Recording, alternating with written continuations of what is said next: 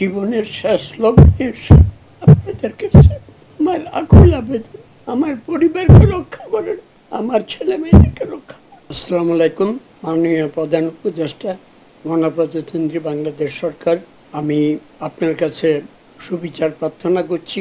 আমি একজন বীর মুক্তিযোদ্ধা, স্বাধীনতা যুদ্ধে সরাসরি অংশগ্রহণ করে এদেশকে স্বাধীন করেছি। আমি স্বাধীন বাংলা ছাত্র সংগ্রাম পরিষদেরও অন্যতম সদস্য ছিলাম।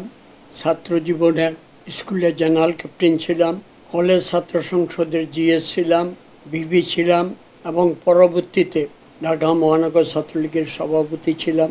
বাংলাদেশের রপ্তানিমুখী শিল্প প্রতিষ্ঠান গার্মেন্টসের একজন উদ্যোক্তা। আমি বিএনপি সরকারের আমলে পরপর 5 বার সিআইপির খেতাব অর্জন করি। শ্রেষ্ঠ রপ্তানিকারক হিসেবে আমি পুরস্কৃত হই একাধিকবার। শিল্পায়নের জন্য আমি বুদ্ধিপুরাম থেকে স্বর্ণপদক লাভ করি। আমি মুক্তিযুদ্ধের অবদানের জন্য বিউবিডি বিশ্ববিদ্যালয় থেকে স্বর্ণপদক লাভ করি এবং একাধিক সামাজিক সাংস্কৃতিক প্রতিষ্ঠান থেকে আমার সামাজিক কর্মকাণ্ডের জন্য আমি পুরস্কৃত হই।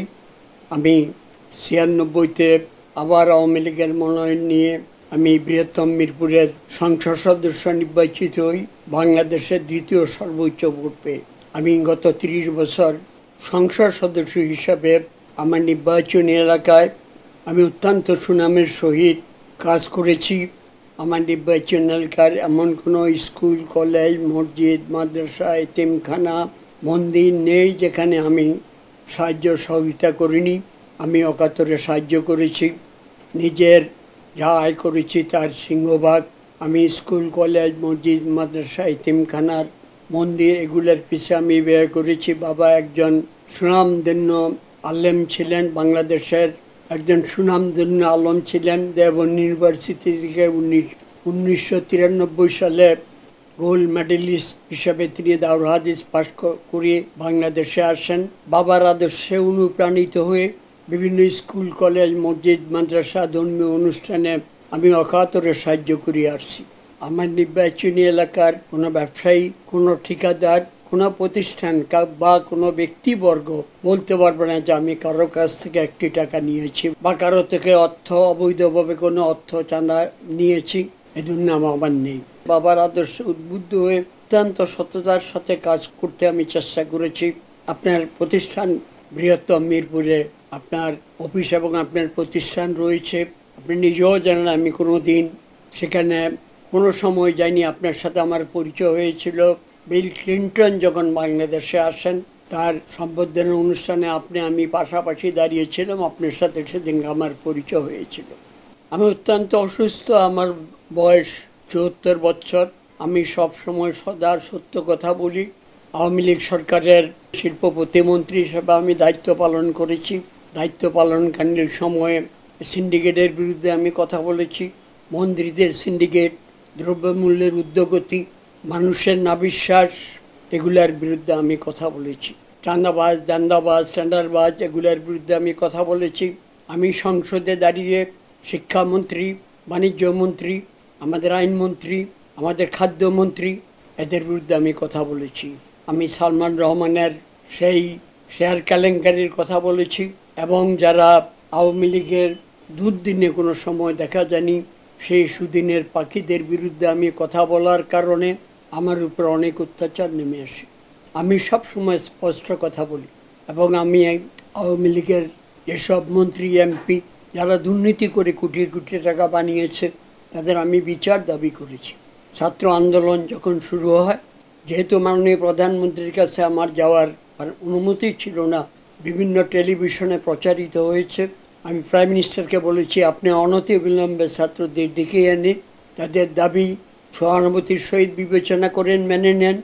শিক্ষকদের সাথে আলাপ আলোচনা করে তাদের দাবি মেনে নেন। সিনিয়র রাজনীতিবিদ, আইনজ্ঞ তাদের সাথে পরামর্শ করে আপনি দুর্নীতিবাজদের বিরুদ্ধে ব্যবস্থা নিন। আজকে দুর্ভাগ্যের সাথে বলতে হয়, সারা জীবন আমি অন্যায়ের বিরুদ্ধে সংগ্রাম করে এসে আজকে শেষ বয়সে আপনার কাছে আমার আকুতি। আমি তিলে তিলে ধামরাই থানার অন্তর্গত ফুটনগরে জলাশয় জায়গা ক্রয় করে এখন থেকে 40 বছর পূর্বে আমি একটি কৃষি গবাদি খামার আমি তৈরি করি যার বর্তমান বয়স 40 বছর অধিক। আমি সেখানে বিভিন্ন বৃক্ষ, ফলজ, বনজ, ওষুধি গাছ আমি রোপণ করেছি। আমার সেখানে 1,500-এর মতো দুধের গাভী এবং বাছুর ছিল। আমার সেখানে ভেড়ার ফার্ম ছিল। আমার ফার্মে 500-র উপরে ভেড়া ছিল, 400-র উপরে ছাগল ছিল এবং দুম্বা ছিল, গয়াল ছিল।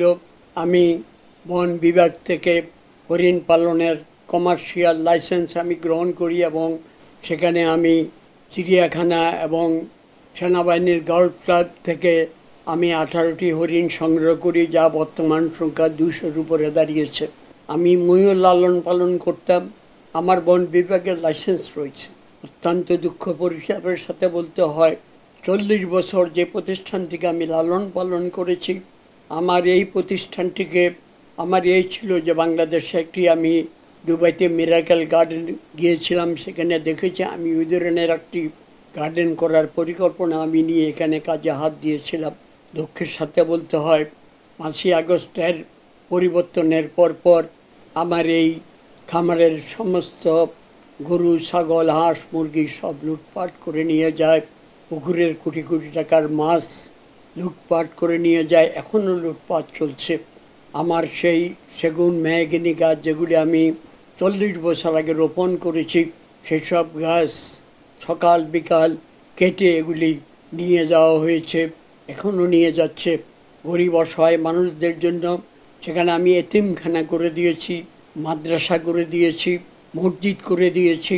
এতিমদের থাকা খাওয়ার প্রয়োজনীয় ব্যবস্থা আমি করেছি, কোনো রকমের কোনো সাহায্য সহযোগিতা ছাড়াই।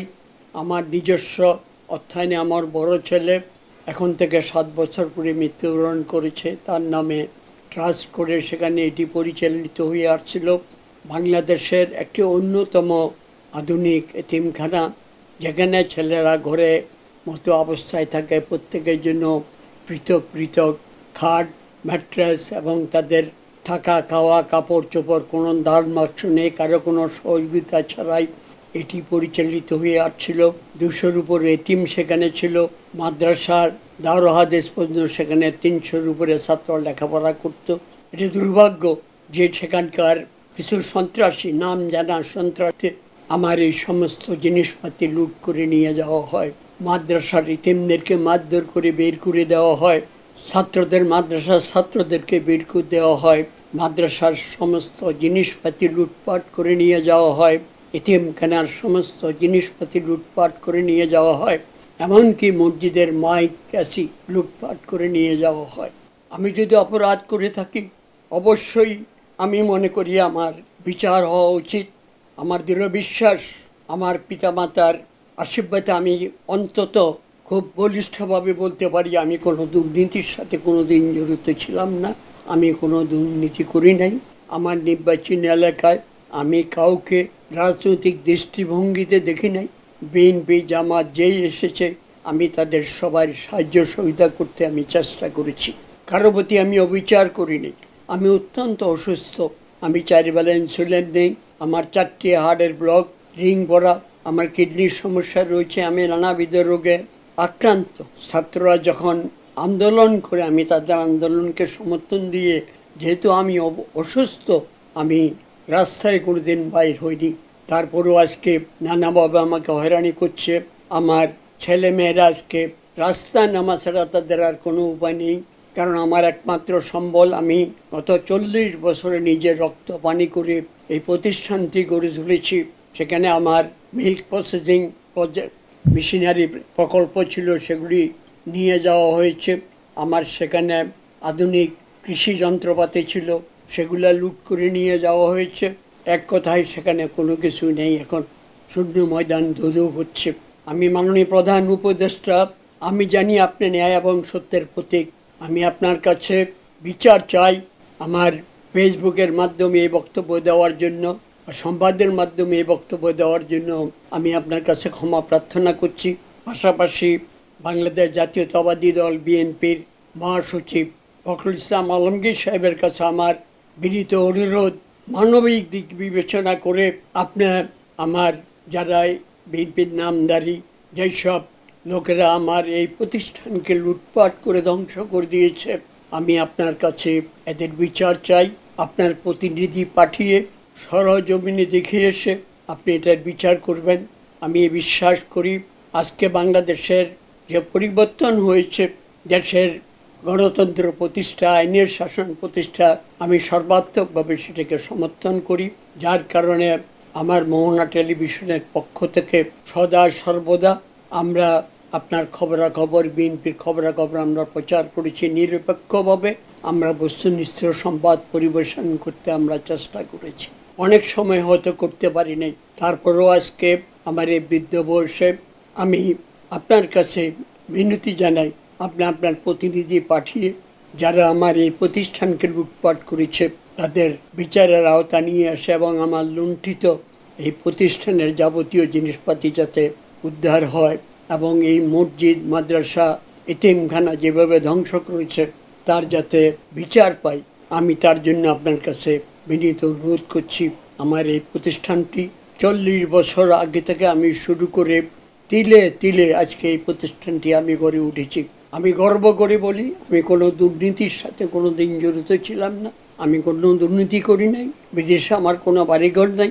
এমনকি ঢাকা শহরে আমার একটি বাড়ি রয়েছে, সেটি বিএনপি সরকারের আমলে এই জায়গাটি আমাকে ব্যবসায়িক কোটা থেকে বরাদ্দ দেওয়া হয়।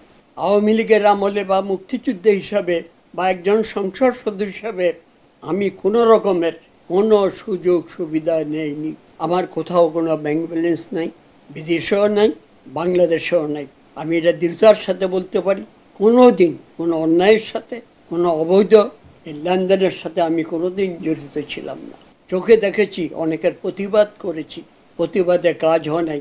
মেরে ফেলার হুমকিও এসেছে আমার প্রতি। দৈনিক যুগান্তরের প্রথম পাতা সেটি ছাপা হয়েছিল বিশাল আকারে।